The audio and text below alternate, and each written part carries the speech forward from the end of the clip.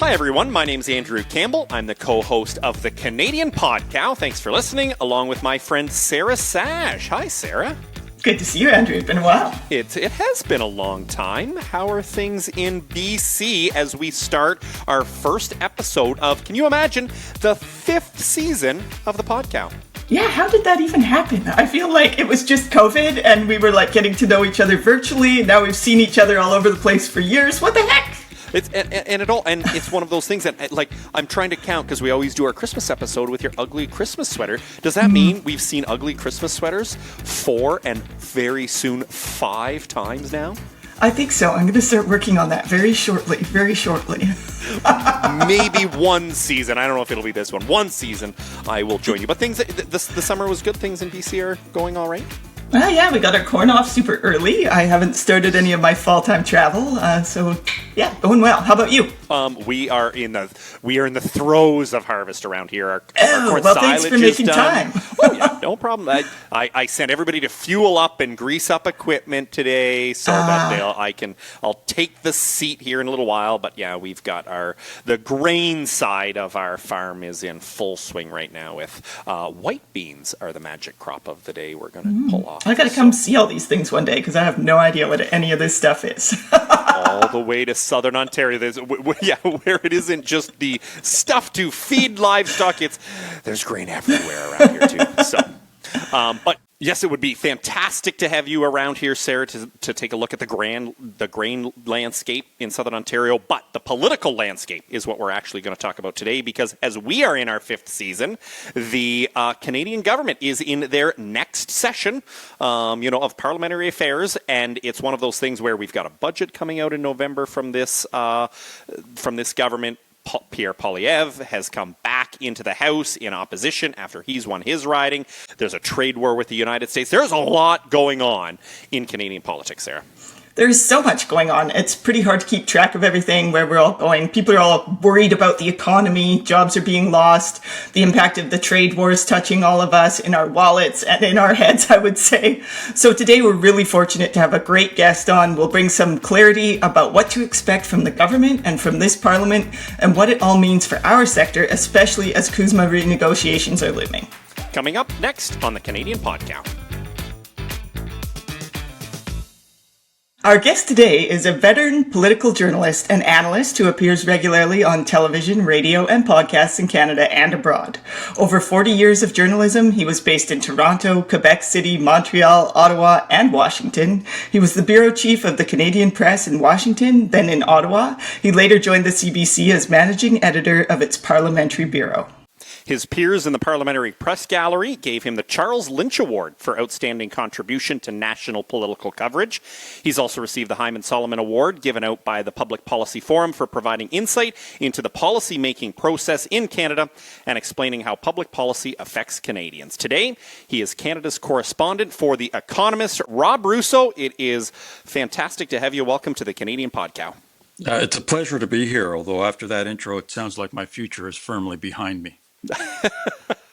Well, Rob, I would not say that. You just got off from telling us that you were in meeting with the Prime Minister yesterday, doing an interview, through your work there. Obviously, have a great role. I've listened to a lot of your, commentary in a lot of different areas, Rob, and it's one where it's exciting to have you just to kind of give, us, producers in the industry, everybody in the dairy industry, a little bit of an insight into what the next number of months, number of years look like with Mark Carney at the helm.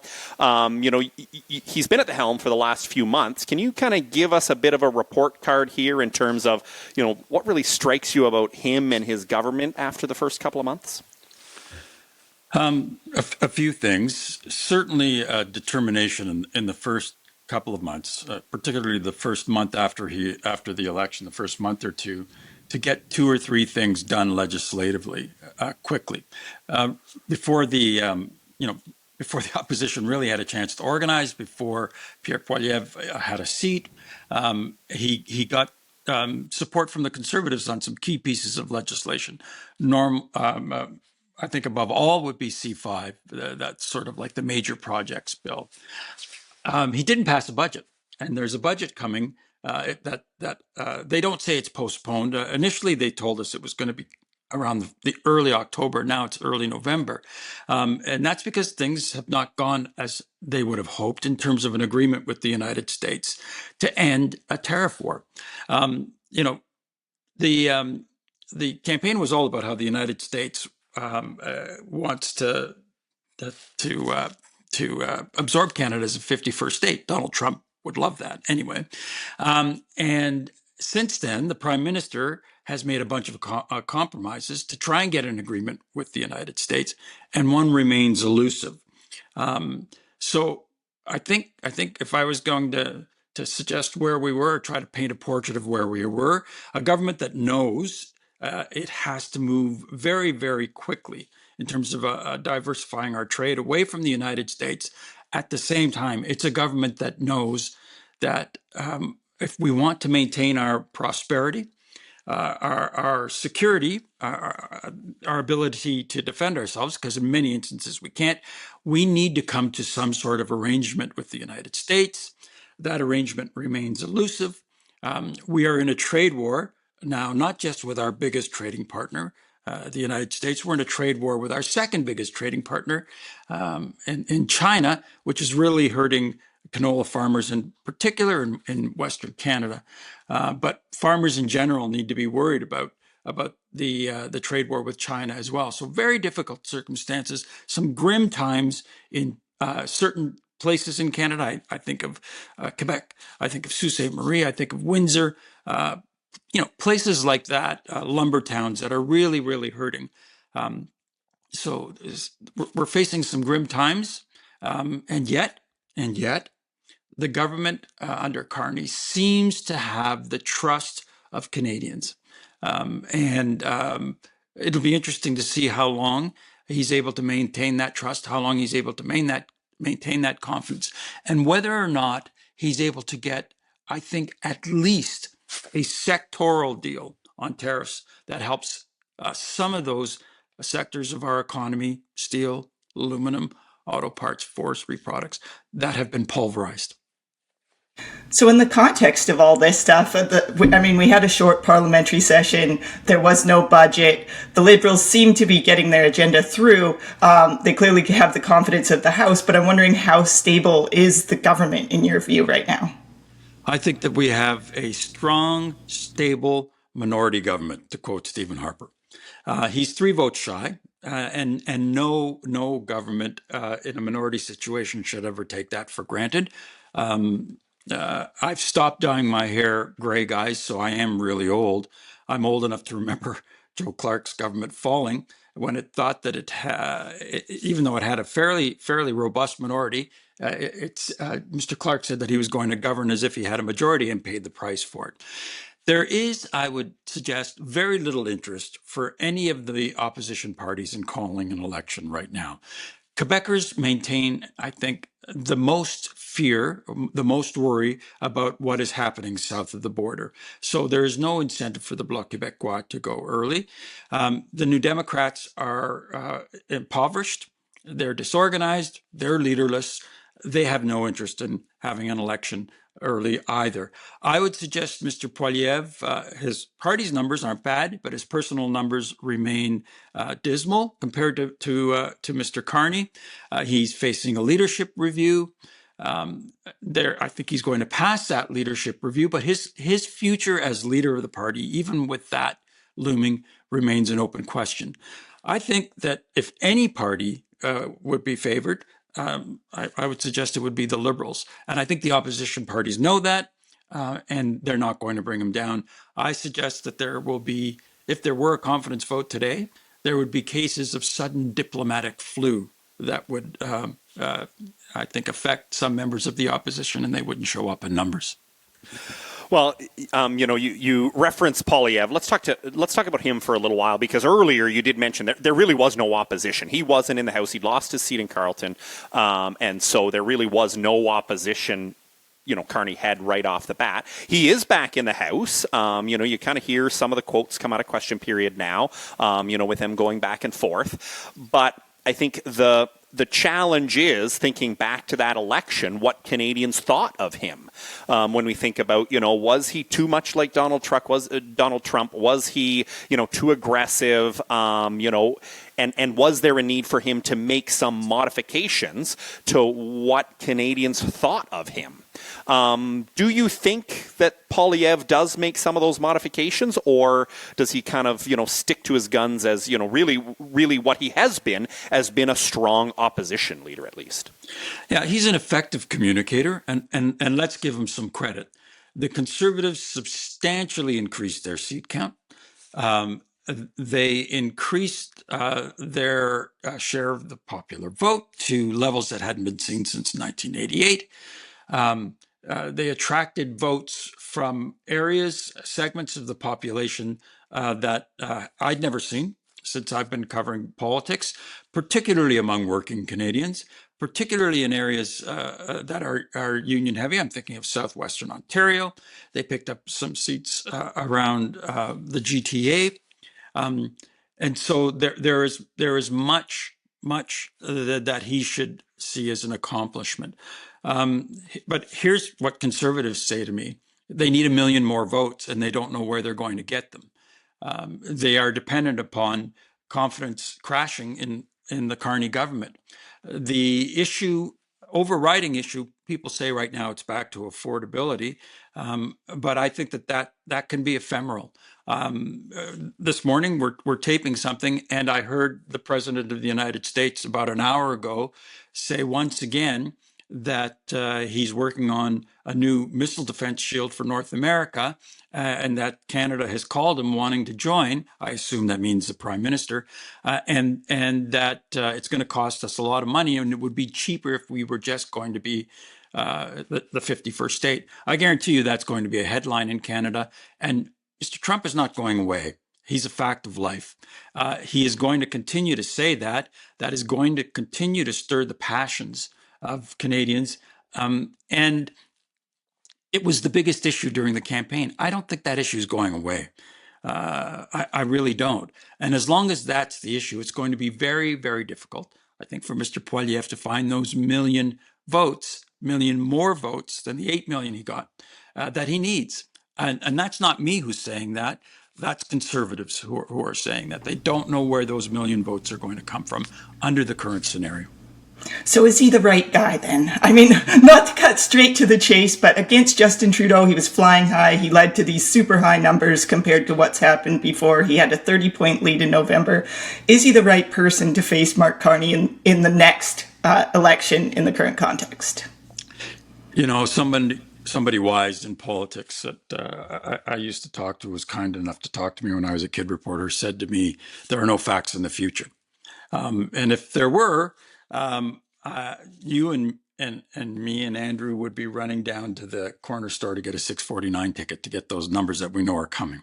The truth is, I don't know. I do know that smart Conservatives that I spoke to, and I interviewed some of them about a month ago for a piece in the magazine on where the Conservatives are after the election, that they just don't see it. They see it being very difficult for the Conservatives to form a government if the NDP continues to be a non-factor in elections. Now, the NDP are about to elect a new leader. They are clearly going in a different direction, I think a direction further to the left. And it'll be interesting to see how that works out. Mr. Carney, I think he was described by Danielle Smith in a discussion with my pal Peter Mansbridge as the best Conservative Prime Minister she can remember. So that leaves a vulnerability to the left of the Liberals. Can the NDP take advantage of that? Can they return to numbers that are robust enough that it has an impact on elections? Because, Stephen Harper was a very smart Conservative. He knew he had to make a deal with Jack Layton in order to squeeze the Liberals. Because if the NDP's numbers come up, that means that often you're going to have three-way races in ridings, and the Liberals and the NDP split the vote on the left, And Conservatives come up the middle with 33, 34, 35% in ridings that they normally would never win. Is Mr. Poilievre canny enough to do that? He certainly wasn't in the last Parliament. He did everything he could to insult Jagmeet Singh, everything he could to bash down the numbers, and it worked to a certain extent in that he won a fair number of NDP seats. But at the same time, if he would have worked with Mr. Singh to defeat Trudeau last spring, then we'd be talking about Prime Minister Pierre Poilievre right now. Well, then speaking of the NDP, I mean, you used the word decimated. In the last election, obviously, they're down to their 7 seats. Jagmeet Singh is out as leader. He's resigned. They are looking at picking their new leader in the new year in March. 3 candidates have come, kind of declared their intention, at least so far. I guess I'm curious, is it a new leader? Is it something that happens, in the current political context? What does it take to rebuild and reach a level that's at least makes them relevant, when we do talk about, possibility in 3-way races in ridings? Yeah, I'm one of those people who believe it's unlikely that the New Democratic Party is going to disappear. I'll tell you why. Look across the country, there's about 150 New Democrats in legislatures across the country. We have an NDP premier in British Columbia. The most popular premier in the country is Wab Kinew in Manitoba. He's an NDP premier. The NDP remains the official opposition in Alberta and in Ontario. That suggests that there's a bedrock of New Democrats that's going to be very, very difficult to erode on a permanent basis. At the federal level, they have been wrestling for decades between this notion of, are they a party of conscience? Are they there to actually keep the other parties honest? Or are they a party that actually wants to be pragmatic and try to attain power? I mentioned Stephen Harper a few moments ago. He worked with Jack Layton, who believed that that for Democrats to be truly relevant at the federal level, they actually have to threaten to hold power and at some point hold power.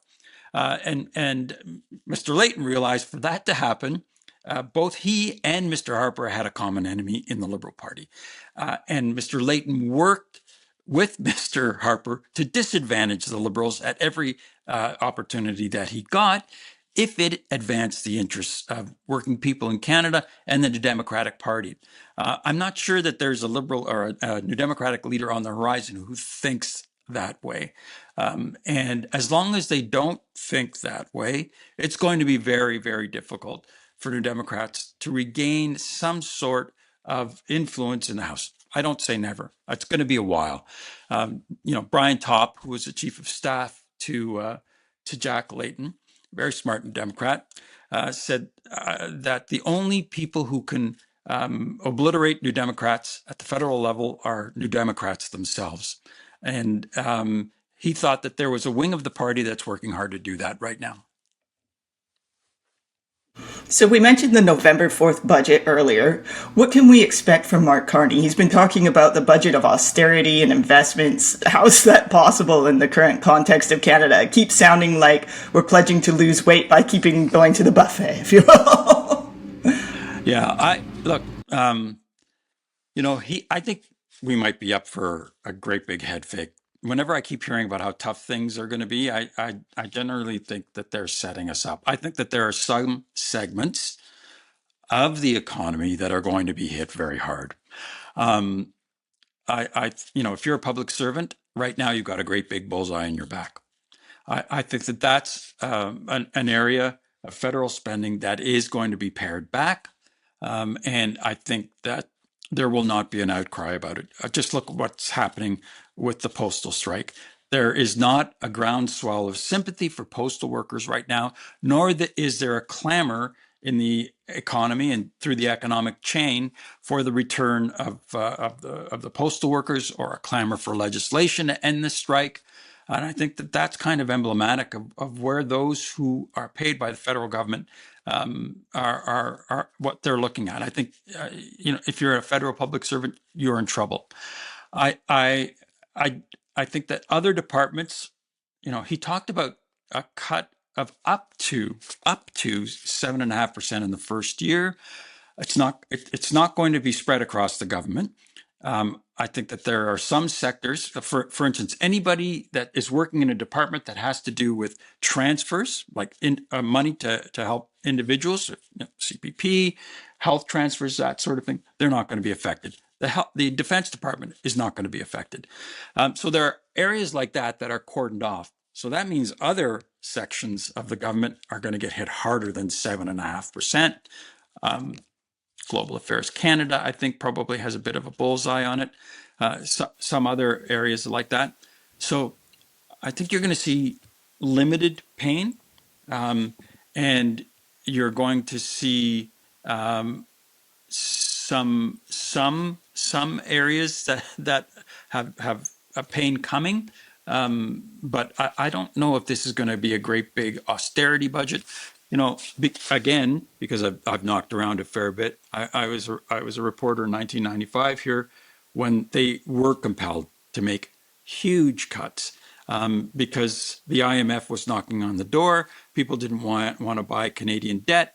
The bond market was demanding a premium to hold Canadian debt, and we're nowhere near that now. Canada has a AAA rating when it comes to our debt. We have among the lowest, if not the lowest, debt to GDP ratio in the G7. But that doesn't mean that if we don't reverse the trend that we're on now, we're going to be in real trouble.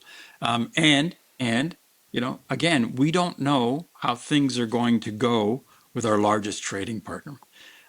If we are in for a recession, a tariff-induced recession, because that's what this really is. There's a lot of money on the sidelines that is not being invested in Canada because capital doesn't know what's going to happen in terms of our relationship with the United States. We're in for a fairly grim winter. I'll be looking for the Prime Minister and the budget to tell us how grim they think that's going to be, how long that's going to last. Because even the Prime Minister says, we can give ourselves more than anybody takes away from us. Well, that's going to take time. It's going to take time probably beyond the horizon of this government. I'll give Carney one thing. He does seem to think outside of the 4-year electoral horizon, but in the interim, there is going to be pain. There was pain in 1995. We aren't in the same situation fiscally, but in many ways, we're in a worse situation. As I said, we've got these trade wars going on. And in 1995, as they were beginning to make their cuts, they had an economic airplane with a busted rudder, and along came this huge tailwind of great economic expansion that began in the United States, and we were in boom years in the 1990s, and that really helped the Canadian economy. Nobody sees that tailwind that propels the busted Canadian economy along. We're going to have to do that ourselves, and there's going to be some very difficult work for a couple of years to get that done.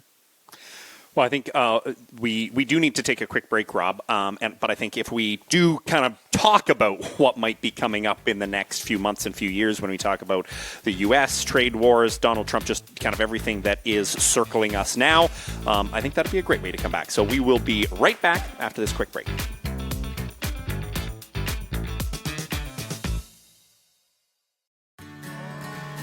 As Canadian dairy farmers, we follow ProAction, Dairy Farmers of Canada's National Quality Assurance Program with 6 modules. Modules like milk quality.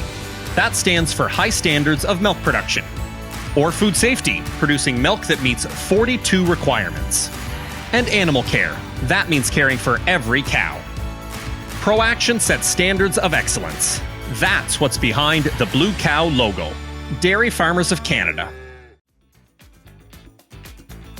And we're back with our guest, Rob Russo, Canada's correspondent for The Economist. Rob, during the election, obviously, the president, Donald Trump, loomed large. He even mentioned just what, his kind of talk this morning as we record this in terms of that conversation of what annexation or what, us in the 51st state looks like in his mind.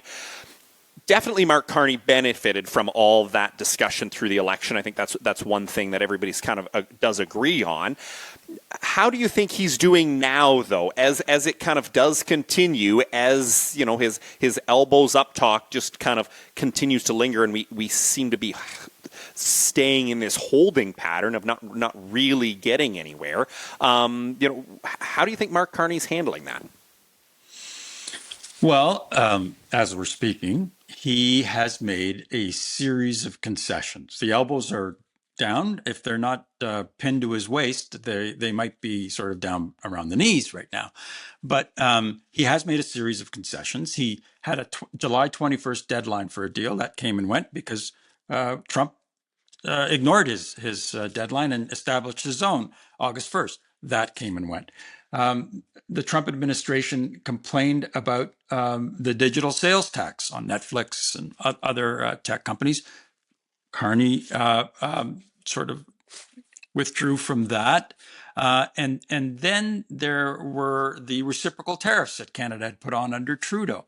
The Americans complained about that. And once again, Mr. Carney retreated from those. So as it stands now, we don't have much to show for all of these Carney retreats. Again, I'm hesitant to say more than that because they are talking.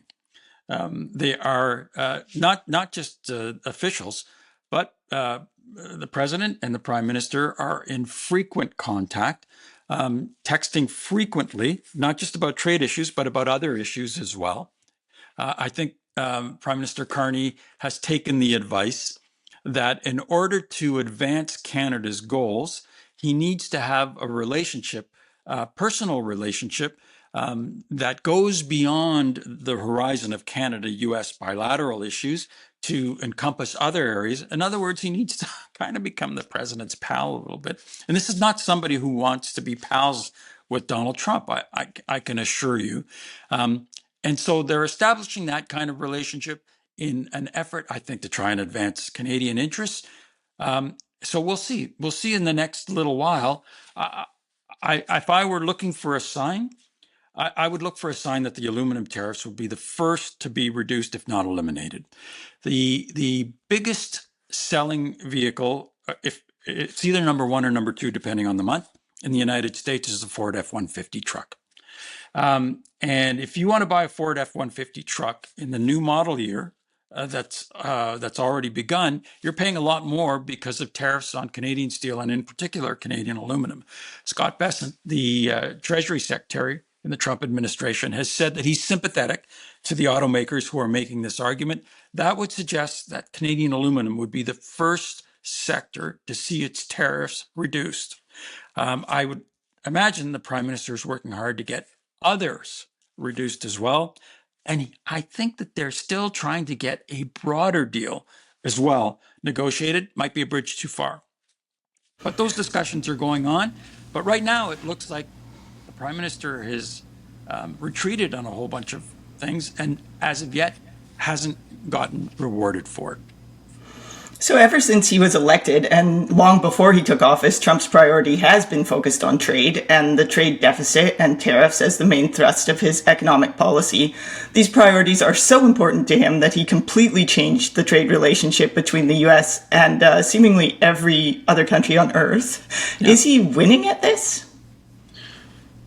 Well, there is an alarming number of countries that have decided, yes, we are going to pay to get access to the U.S. market. I think that Canada, under both Prime Ministers Trudeau and Carney, were hoping that they would be part of a like-minded group of countries, including the Europeans, the Japanese, the Koreans, who would come together and say, no, we're not going to do that. We are not going to pay. And Canada, as it turns out, was alone in, I think, apart from China, in applying reciprocal tariffs. The other countries never did. So Canada was like that guy in the World War I movies who goes over the top of the trench and says, come on, guys, let's go after them. Let's take them on. And they start to run and they look around and they turn around and there's nobody there. They're on their own. So is Trump winning? Well, right now, it seems everybody is paying for access to the most lucrative market in the world. So where does that put Canada? Canada is a country that sends more than 3/4 of its exports to one country, the United States. Canada is also a country that, despite what most Canadians think, cannot defend itself. We cannot project our sovereignty through the use of force in great swaths of our north. So, we need to make a deal. Right now, our economy is based on north and south, railways, roads, and those are important, okay? We have access to 340 million of the richest people in the world, the most lucrative market in the world still, by rail and by truck. We don't have to go across an ocean. We don't have to get in an airplane to get to these people. And that, in a way, has made many of our industries complacent.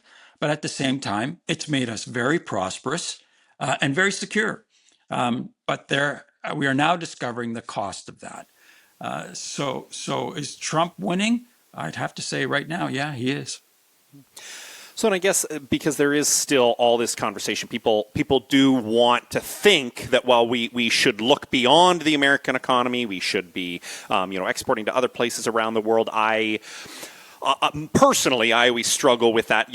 As long as it's the easiest, that's where we'll end up. But I guess I'm just kind of curious through all that analysis and the idea of what a trade deal could potentially look like. Is it a case of the relationship between Canada and U.S. has changed forever, or do you think it's changed while Donald Trump is at the helm? This is a really interesting question. I'm actually surprised that the Prime Minister and the people around him seem to believe that this is a permanent change, that it's a change that will outlast Trump, that will outlast Democrats or Republicans. Even if a Democratic president came in, they don't believe that this is going to go back to a multilateral, or global kind of trade situation where the next U.S. president, even if he or she were a Democrat, would return to that. And there might be something to that, but there have been periods in the United States history where they have withdrawn, where they have tried to close out the rest of the world. There was a period during the 1850s of the know-nothings, where the very nativist kind of bring up the drawbridge, no to immigration, this sort of thing. And I mean, the United States was born out of a revolution. They are revolutionary people, but they're also people who take in these great big kind of changes that seem to be extreme. They consume them, they digest them, and then, in the words of the great Umberto Eco, a wonderful Italian writer, they burp them out, and they come back to being kind of leaders and entrepreneurs, just dynamic when it comes to their capitalism, but a little bit more reasonable. Again, nobody knows, but I am surprised to the extent to which the Prime Minister and the people around him believe that this is a permanent change, that this isn't just a pause. As in the words of the Prime Minister, it's a rupture. I'm not sure I agree with him, but again, we're looking into the cloudy and cracked crystal ball of global politics. Well, this is the Canadian Pod Cow, and one of the president's ongoing obsessions has been dairy. He's been complaining and making things up about Canada being unfair, as he does, but more fundamentally, I'm wondering, why is dairy so important to the United States in trade negotiations with Canada? Why is this always a thing? Because the dairy industry tends to be centered in swing states like Wisconsin. That's one big reason why. And it's also true. We are erecting trade walls, to protect our industries, our food supplies. Whether you agree with that or not, I think when I spoke to your larger group in the summer, I suggested to them that it appears to be the mirror image of what Donald Trump believes. Donald Trump believes it's in the national security interest of the United States to have homegrown industries in certain sectors of the economy. I think what the dairy industry is saying, rightly or wrongly, and could be saying to Trump in response, is it's in the national security interests of Canada that it control its own food supply. It would seem to be an argument that is coherent with the argument Donald Trump is making, and perhaps one that he might actually see as a light bulb moment. So how is the Canadian dairy sector and supply management perceived south of the border? Has Donald Trump been effective in changing that perception and making, I mean, it sounds reasonable to me that the mirror analysis, we're basically offering the same thing. We're connecting food security. Is that what Americans think about what we're doing, or has Donald Trump been effective in changing that perception? You know, I worked for the Canadian press as a Washington person for a long time. And I learned a humbling fact that apart from the occasional Arctic blast, we were rarely thought of by Americans. We have now been supplanted by Mexico as their largest trading partner. We're a close second, and yet, and it's also true that there are great swaths of the U.S. administration, whether you're at the Pentagon, Commerce, USTR, great swaths of the U.S. government that are concentrating on the Canadian relationship, but most people in the United States, including in the administration itself, not in government, but in the administration, don't really think of Canada. We don't come up very much. We're at best an afterthought. We are the genial uncle who lives in the attic of the continent, according to them. So I would say that apart from lumber associations, which are very powerful in the United States, and with the dairy lobby in the United States, most Americans don't think of us at all, but they do see us as a threat. They do see us as unfair traders and unfair marketers. They do see us as protecting our own industries, and that means that their access to our market is cut off unfairly. I don't know how you make that argument with a straight face, though, given that you're openly extorting countries to pay, to pay extortion rates in order to have access to the U.S. market.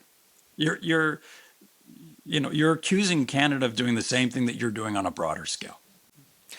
Now, probably the most common question I get, Rob, whether it's with my, kind of dairy peers or anybody once they realize here I am a dairy farmer, is how worried am I about CUSMA negotiations that are, obviously going to, and already are really kickstarting with, the first phase.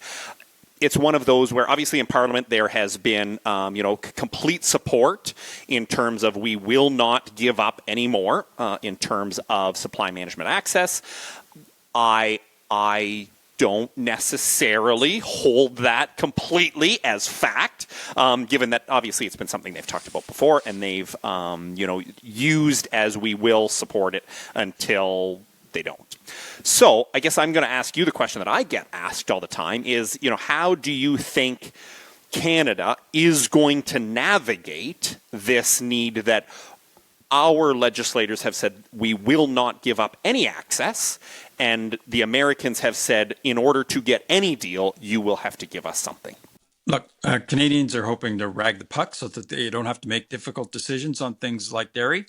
They're hoping for 2 or 3 obstacles to the Trump trade agenda. The first one was the courts. And up until now, the courts have proven to be an obstacle for President Trump. But it's clear that this is an issue in terms of whether or not he has the right to apply some of these tariffs without congressional approval. That's going to end up in the lap of the Supreme Court. And I think that the Trump administration is working on a way to reverse engineer the application and the reasoning for these tariffs so that the courts are not going to be an enduring obstacle. I think the second obstacle Canada is hoping, so that they don't have to deal with supply managed markets, is the midterm elections. And I think that President Trump has shown that he's worried enough about the impact that the midterm elections would have on his agenda. That I think that's reflected in the vigor with which he's supporting the gerrymandering of seats in places like Texas so that he gets 5 more seats in a conservative state like that.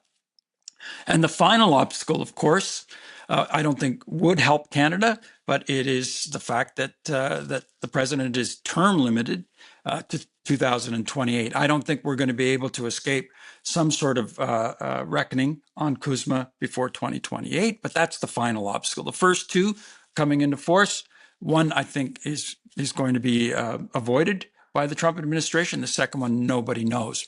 So where does that leave an organization like the Dairy Farmers of Canada? Well, you're vulnerable. Without a doubt, we talked about federal public servants having a big bullseye on their back. Dairy farmers in Canada have a big bullseye on their back. The Trump administration has for years, had a sort of bone in their throat about all of this. In the last round, I think that there was more room given under the quota to U.S. Dairy suppliers.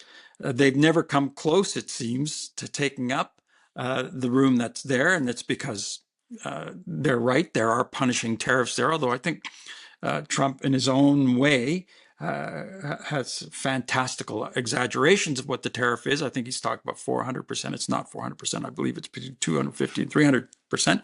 Either way, it's a sizable tariff, but they're coming for you.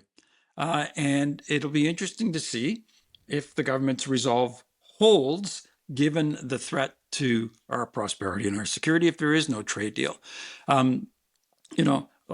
Kudos to your lobbyists. They have done a very, very good job in getting that legislation through Parliament that commits every party to keeping the supply managed system in place.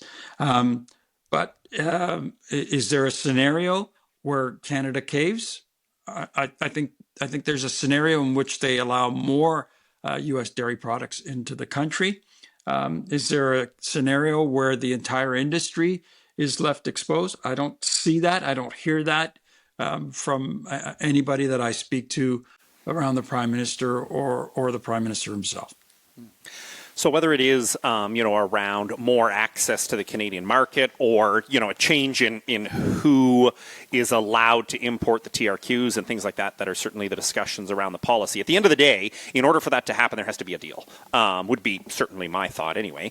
And it really is one of those challenges of if you look at how other countries have come up with deal, they've still included tariffs, they've still included a lot of things that people have wondered, is it really a deal worth having? So I guess that's my kind of question to you now is in the context of not just dairy, but an entire, trade deal, is having a deal at any cost worth having it? Or is it a case of we still do continue to rag that puck for as long as we can do it, even if it means we don't have a deal? I don't think any politician is going to say a deal at any cost. Certainly not at a cost to our sovereignty, certainly not at a cost to our economic sovereignty, certainly not at a cost to our ability to make our own decisions about our security and prosperity. That being said, when you speak to the people who are at the table, I ask them what their number one priority is, and they say the number one priority is to maintain low cost or no cost access to the most lucrative trade market in the world, and that's the United States, a trade market that has helped Canada achieve the prosperity and security that it has now. So I interviewed Tim Hodgson a few weeks ago, and I said to him, I quoted that figure of about 77 or 78% of our exports going to the United States, and the dollar terms that's worth to the Canadian economy versus what we send to the Pacific and to Europe. And I said, okay, at the end of a Mark Carney government, where do you think those numbers are going to be? And of course, he said, I'd like to see those numbers in dollar terms stay the same or go higher when it comes to the United States. I just like to see this expansion on this side when it comes to the rest of the world. And that's what he's working towards. So there is no threat of or no intention of turning our economy away from the United States. There is a great desire for this diversification. But it just isn't going to be easy. We are going to have to, I think, in the interim, accept that there's going to be pain. I remember something that Stephen Harper said during the election campaign when he said that, he's saddened by what has happened with Donald Trump. I think that he was somebody who, when Trump first came along in 2016, might have a positive impact in terms of disrupting things. He's changed his mind on that. The important thing Mr. Harper said as he went on was, I would do anything in my power, including impoverish Canadians if necessary, to maintain the sovereignty of Canada and Canadians. And I think that that's true. So when you ask me, what's the limit? There are limits. But what's the goal? The goal is to maintain low cost or no cost entry to that market. That is a priority. No matter what the plan is for diversification, we will be in very, very grim circumstances. But if you listen to Harper, I think smart prime ministers know that you've got to be prepared to pay that price for your independence. So finally, Canada, as you've mentioned, has been scrambling to move ahead with this diversification. Do you see any prospect of meaningful inroads with this, or are we stuck with the U.S.? These efforts are just more for show about domestic policies and won't actually change that much here in Canada? No, just look at the amount of time the Prime Minister is spending abroad, and look at what he's trying to do. Like, he knows that some of these big projects that he wants to get off the ground won't happen unless international capital flows into Canada, and some of it might be U.S. capital as well. Like, a lot of these big projects, a lot of these big infrastructure projects, for instance, are in the middle of nowhere. They need roads. They need to build plants and other infrastructure. They need hydro or other kinds of power to get energy to these places in the middle of nowhere. And so that's going to require a great deal of international capital. They need to do this. If Carney's going to go ahead with some of these projects that will make us more of an east and west trading country as opposed to a north and south trading company, they're going to need international capital. So they're serious about trying to do it. But there's a lot of money on the sidelines outside of the country waiting to be invested that is staying on the sidelines because Donald Trump keeps threatening us. And I think that is part of Trump's plan. Whether we sort of fall to heel or not, the threat of those tariffs is keeping a lot of this investment money on the sidelines. And as that happens, our economy doesn't grow, it gets smaller. I mean, just look at what happened in the second quarter of 2025. Our economy shrunk by almost 2%. So, things could get grim before they get better.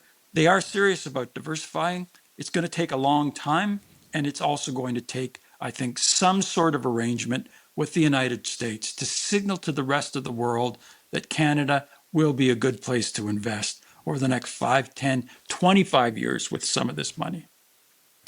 Well, it certainly is a time that does come with lots of uncertainty, unfortunately. That is the way the environment we are in. But I really appreciate you taking the time to speak with us and just kind of give both ourselves and the rest of the industry a little bit of perspective of where that uncertainty comes from. So, Rob Russo, it's a pleasure. And I hope you come back to me in a little while and I can give you better news. Well, and you know what? And we'll go through and we'll check everything you are right on, which I'm assuming is all of it. So it'll be perfect, Rob. We'd be happy to have you. Thanks very much for the time today.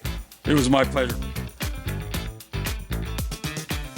Well, that very eloquently sums up the last chapter in Canada's political roller coaster, and of course, the ongoing trade chess match with the United States. Pretty insightful conversation. I feel so fortunate to have had Rob on.